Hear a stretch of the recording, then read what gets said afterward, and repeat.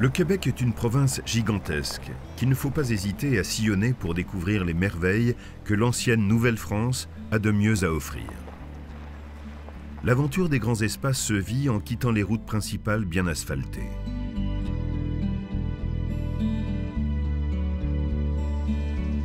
Située à 1h30 de Québec, la réserve faunique de Portneuf compte 375 lacs. J'ai vu un jeune 12-13 ans sortir une truite dans un nombre de fontaines, là, environ de 18-19 pouces. Ça veut dire que c'est des lacs qui sont très poissonneux, sauf qu'il y a toujours la température. La température, quand il fait chaud, c'est beaucoup plus dur. C'est le poisson qui décide. Hein?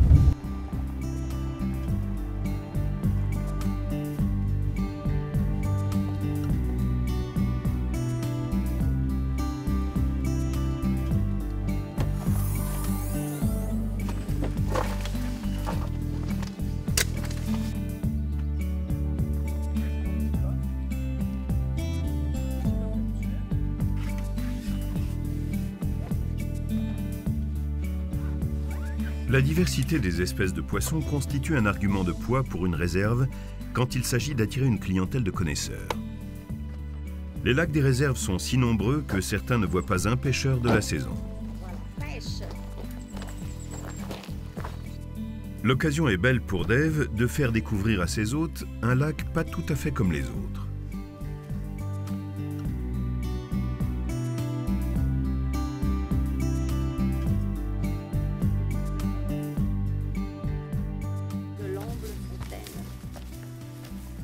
En quantité. La pêche miraculeuse. Voilà. C'est beau, hein?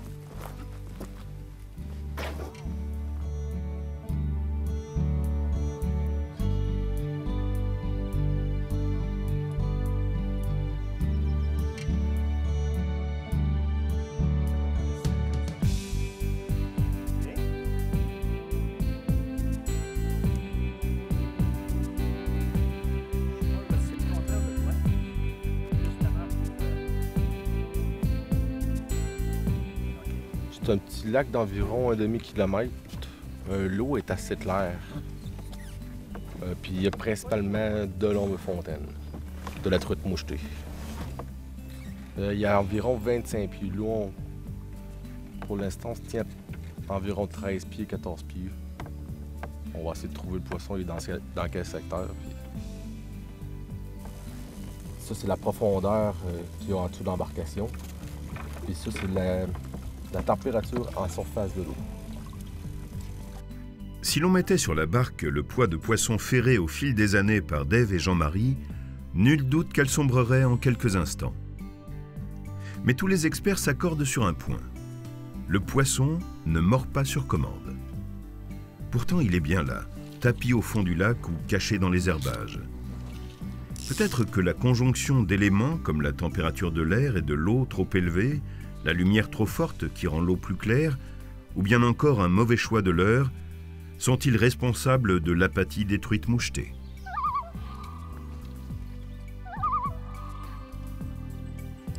Un huard à l'horizon.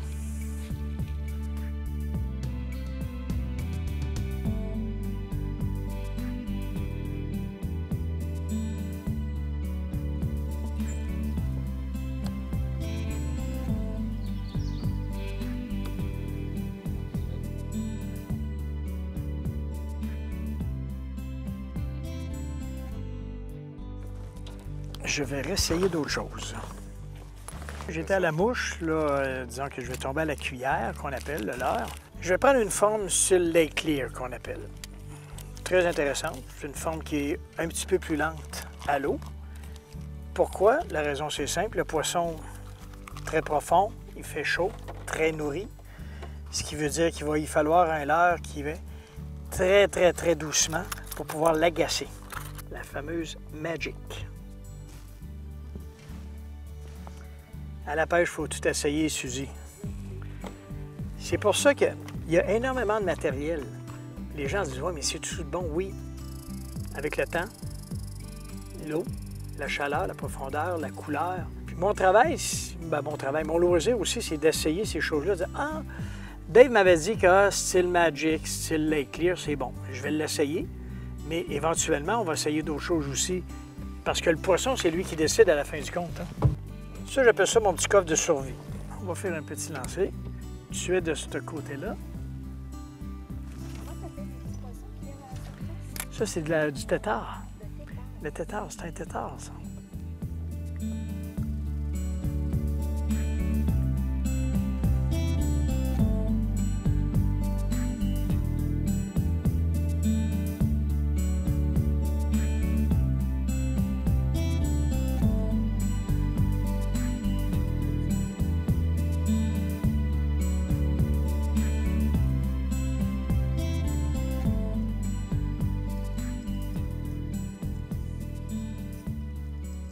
La limite de prise pour l'ombre de fontaine, c'est 10 en possession par pêcheur. Et en possession, ça veut dire que tu as le droit de partir avec 10. C'est-à-dire si tu n'en manges pas pendant ton séjour, il faut absolument que c'est 10 par pêcheur. 10 prises. 10 prises. 10 ombres de fontaine. Le tout l'a dit, c'est 2. C'est un saumon, mais qui vit en eau douce, vu qu'il y a moins de nourriture abondante que le saumon en mer, c'est qui est plus petit. Mais le Touladi, c'est réellement un vrai saumon, mais c'est un saumon d'eau douce. Quand ils sont réellement dans le fond, c'est parce que là, ils sont nourris, ils ont chaud, ils se tiennent au fond, ils sont en repos. Là, tout probablement qu'on va revenir vers le milieu de l'après-midi, fin d'après-midi, Dave? Oui, oui. OK, on va venir, mais lorsque la température, ouais, c'est ça, la pêche du soir est toujours meilleure. Parce que le poisson, qui vient de se nourrir, monte à surface, l'eau est plus fraîche. C'est agréable. Et là, c'est plaisant, parce qu'à la mouche, excellent. Rentrer bredouille fait partie des aléas de la pêche. Le réconfort d'un bon repas de midi, le dîner au Québec, et l'esprit du pêcheur est instinctivement tourné vers la nouvelle partie qui s'annonce à l'heure où le soleil décline.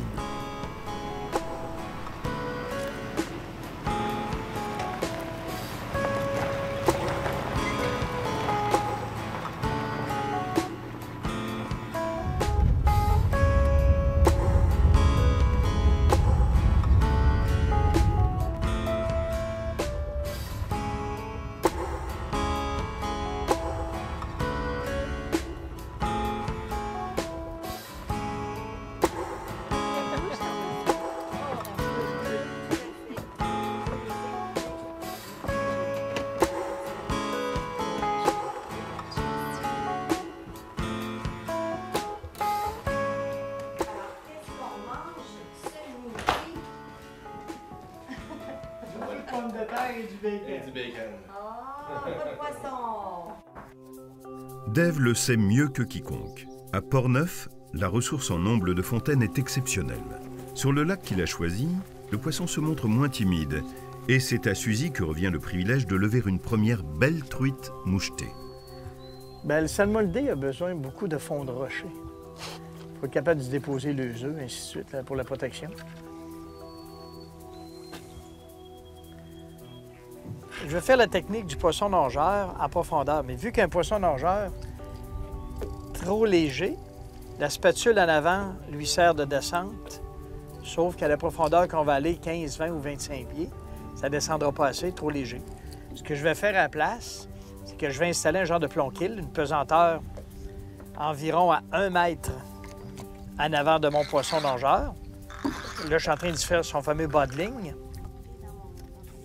Parce que ce style de petit poisson nageur-là, si je le bouge, il y a des petites billes à l'intérieur pour pouvoir diriger le poisson vers mon aire. Je fais juste le déposer à l'eau. OK, il travaille bien. On le voit travailler. Il va osciller. On voit l'aspect que ça donne. On appelle ça un poisson fourrage. C'est le style de nourriture que la grise préfère. Et à partir de là, je vais le descendre. Il descend droitement. Je vais ramener la mienne pour... Oh, qu'elle est belle! Oh, qu'elle est belle! Oh, qu'elle est belle! Viens ici, oh, c'est bon! C'est ça. Oui. OK. Ici, ici, ici. Oh! ça dans l'eau, on va. Oh, qu'elle est belle. Attention, pas de piquer avec ça. Elle est belle. Une belle mouchetée en Wow, Ah, une regarde, mouchetée. elle est belle. Ça, je te dis. Où qu'il y a de la grise, il y a de la belle grosse mouchetée. C'est belle. Bon, ben bravo à nous.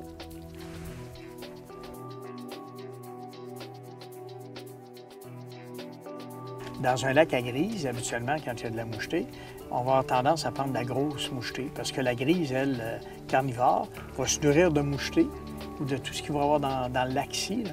Ce qui veut dire que lorsqu'on réussit à prendre de la mouchetée, c'est que la mouchetée, elle a pris beaucoup plus d'expansion, elle est capable de se défendre. Une mouchetée comme on a pris de tantôt, au-delà d'une livre, là, c'est toute une mouchetée, ça.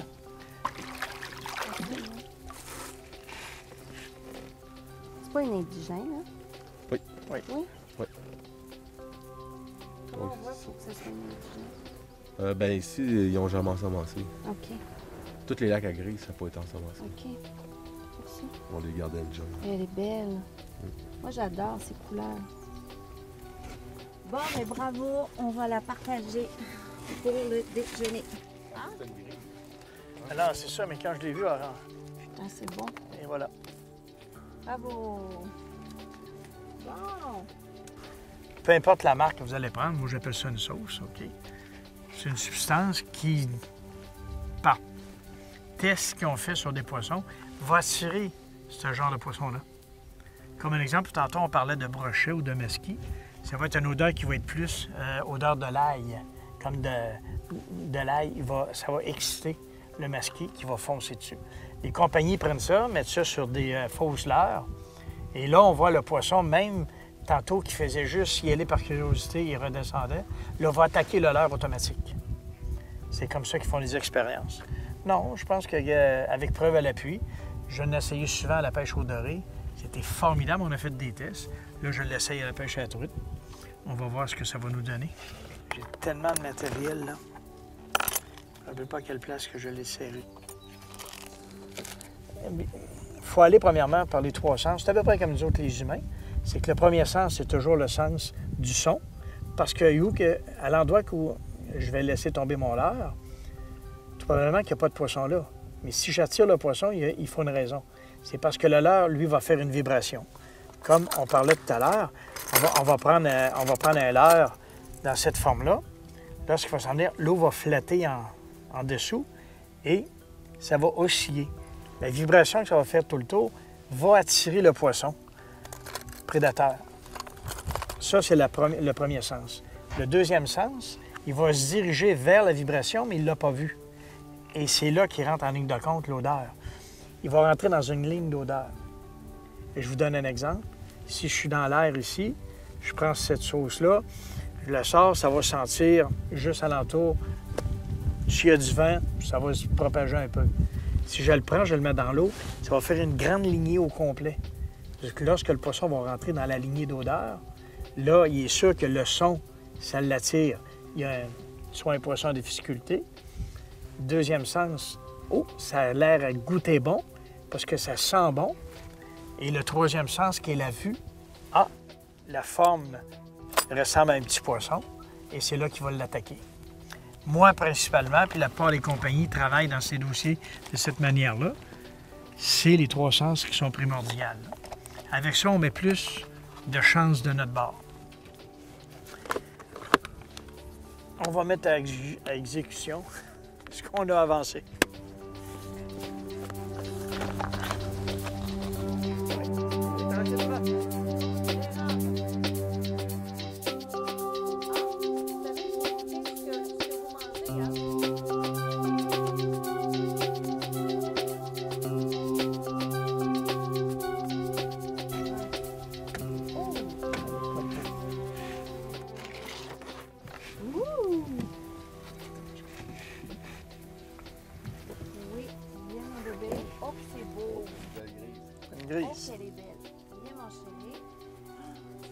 C'est ça, une belle petite... Hé, t'as peu. Elle peut arracher. Vas-y. Et laisse-les prendre par le... Et voilà. Hey, es-tu béni? Jamais mon... Hey, boy! Es-tu béni? Ben, merci, tiens, wow, regarde, elle est belle. Non, mais c'est pas une grise. Oui, Oui, C'est une c'est une mouchetée, grise. mais regarde, elle a des picots, elle aussi. Montre-moi donc la figure. Non, c'est une mouchetée. Non, c'est une grise parce qu'elle Ah oui? est beaucoup plus foncée en dessous. Regarde, les picots sont blancs.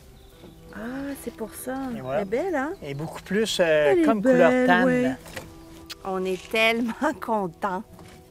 Bon, ben merci, messieurs. Vous m'avez tellement bien équipé. Regarde, il y a des picots rouges dessus, sur des picots gris. Ah, OK, Yeah. c'est ça. Là. Ça, c'est juste des picots beige.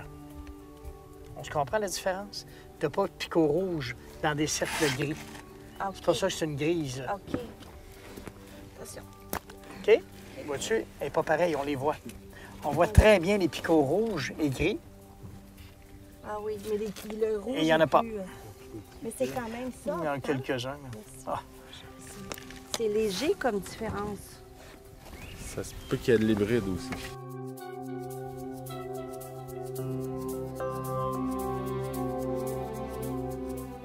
Depuis une couple d'années, comme le doré, tout dépendant des zones, il y a des longueurs. La grise, c'est la même chose. En dedans de telle grandeur, il faut le remettre à l'eau. Puis à telle grosseur, il faut le remettre à l'eau parce que c'est des gros géniteurs. Oui, sauf des réserves phoniques. Exactement. C'est une réserve phonique, tu n'as pas de limite de poids ni de taille. Mais partout ailleurs au Québec, tu as une limite à respecter.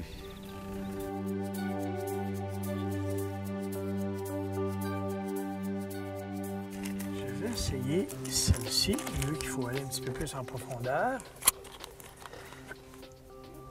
Laiton. Genre de chartreuse. Mon l'air est friand des chartreuses. C'est parce que vu qu'il a fait réellement chaud aujourd'hui, la truite est beaucoup plus en profondeur. On arrive sur l'heure du souper 7 heures, l'avantage qu'il y a. On souhaite que l'eau rafraîchisse un peu et on va remonter.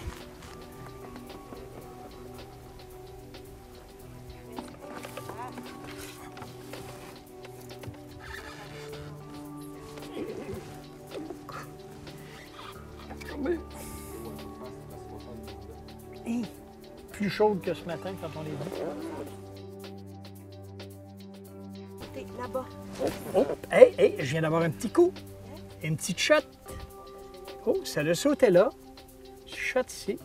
Tire en arrière comme il faut, ma belle. Et voilà. Et voilà. Attends un peu. Yes! Yes! Je te l'avais promis que je l'ai échappé. C'est vrai? Un peu. Je vais regarder. Tout probablement que c'était une petite. Et voilà, je l'ai échappée. Elle est mal mordue. Vois-tu, la température, il fait pour de quoi? Hein? Oui, ça m'a La température, il fait pour de quoi? Énormément. Non, c'est pas mauvais. C'est parce qu'on a trouvé le secteur, regarde. Elle a attaqué mon verre, ce coup-ci. En juin, elle est dépendante, mais en juillet, elle est indépendante. C'est une indépendante affective. Ça veut dire que je vais refaire encore le même coup. Je pense qu'on a trouvé le secteur. Ça veut dire qu'il faut qu'elle cale, qu'elle descende le plus possible. Faut que tu tires ce côté-là, tout le temps en arrière.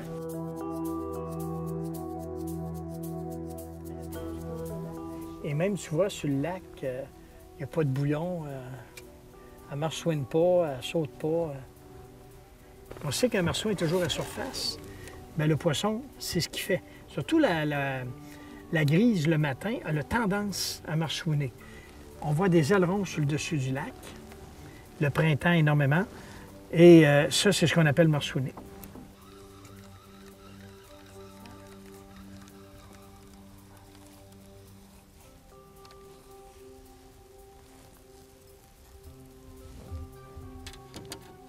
À l'intérieur, il y a des billes. Ça va lui donner un swing. On va voir l'effet que ça va donner.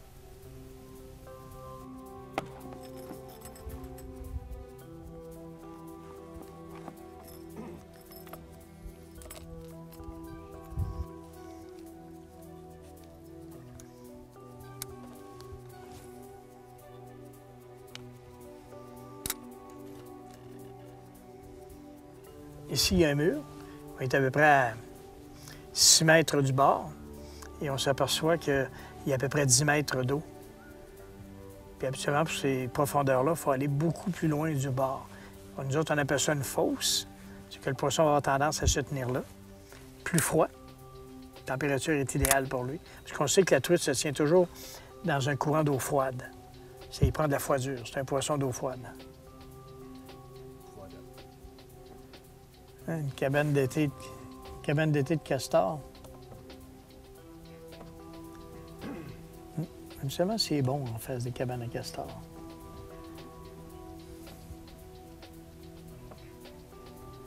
Regarde-moi le pic. Ça, c'est des rochers. Ça descend dans le fond de l'eau. Mais...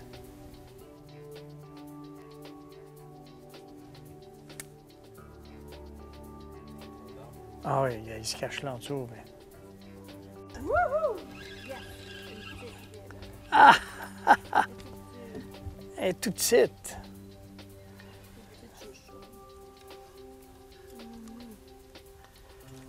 Bien, je vais faire ce que j'avais promis.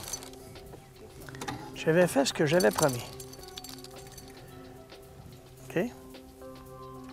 On va la prendre. Et voilà. Quand les gens font de la remise à l'eau, ils ont un problème, ils ont un genre de défaut. Ils prennent la truite, ils démangent l'hameçon. Et le problème qui se produit, c'est qu'ils enlèvent le limon, comme un genre de petite graisse qu'il y a par-dessus la truite, qui la protège des bactéries qu'il peut y avoir dans l'eau. Les gens enlèvent ça. Et la truite va mourir pareil d'une manière ou d'une autre, à 90 % des fois. Moi, j'ai tendance à prendre juste mon hameçon. Tu fais juste la brasser un peu. Elle se décroche, tu n'y as pas touché, et elle va revivre, il n'y a aucun problème. Puis ça se peut qu'elle ait un petit traumatisme, mais ça n'a pas grand mémoire. Très belle truite. Elle a tout en vélo complet. On va la garder. Comme ça. Est-ce qu'il faut que je mette ça plus profond? Oui. Regardez-moi cette belle prise. Non, là, elle est morte. Là, c'est son heure. Ça veut dire profitons-en. Yeah, bravo. Je te jure, je l'ai pris dans le lac. Ah! Tiens. Un peu. Tiens. Oh, chaud. On en fait deux. C'est pas pire, hein? Belle prise. Non. Ouais, c'est stressé, Charles. Très belle prise. Elle a attaqué. Oui. Elle était franche. Bon, ça me donne le goût de repêcher. On entend bien.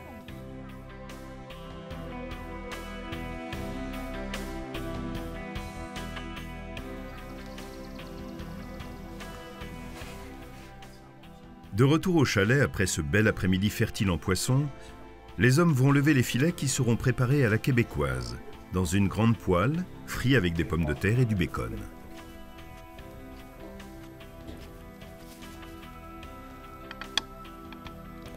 On va faire une coupe en filet. Avec un couteau qui coupe.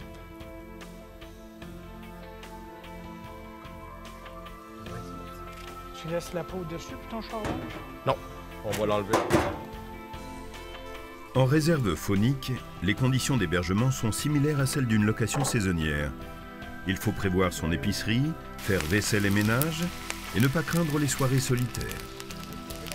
Une expérience à mi-chemin entre la simple cabane au fond des bois, si chère à l'imaginaire des citadins, et le séjour en pourvoirie, avec service d'hôtellerie haut de gamme.